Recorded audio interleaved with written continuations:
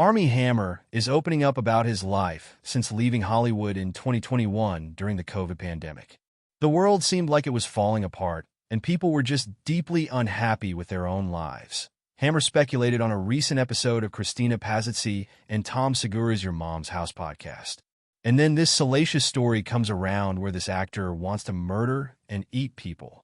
And all of a sudden, everyone's like, oh, this is so much more fun to focus on than the fact that I can't leave my living room.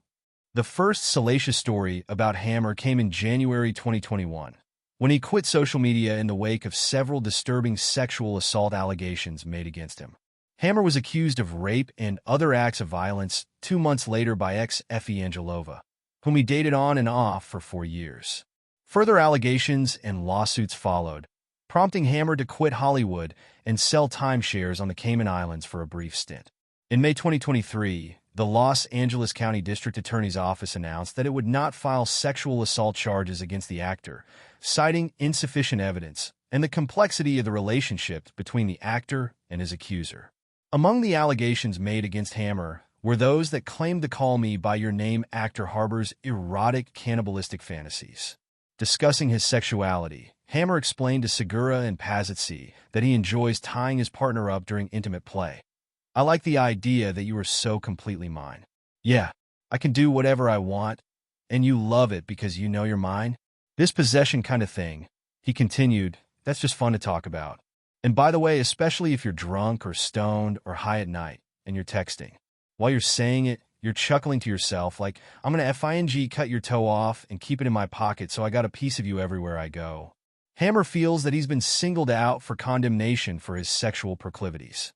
If anyone took anyone's bedroom conversations, specifically if people were having a little bit of sexy time, he said, and they took the S, that they said, even if it was completely vanilla and you read that somewhere else out of context, everyone's going to go, you guys are FING disgusting.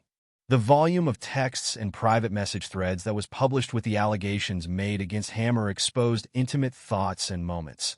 An experience Hammer likens to being left standing there naked in front of the world with all of your proclivities or kinks being judged by the world. Now living in a self-described tiny-ass apartment, Hammer went on to psychoanalyze his sex drive. People were my bags of dope with skin on it. Speculate why the women he was involved with may not hold him in high esteem. I would scoop these girls up, take them on a whirlwind month and a half. Then I'm going to bounce and go do it with someone else and ponder the legacy of his actions on his own family. I also am well aware that my daughter and son are going to get to a certain point where they do therapy and then go, I hate my dad too. Hammer briefly broke his Hollywood hiatus with a music video appearance in December that made light of the cannibalism allegations, and he will return to the big screen with the William H. Macy starring Western Frontier Crucible.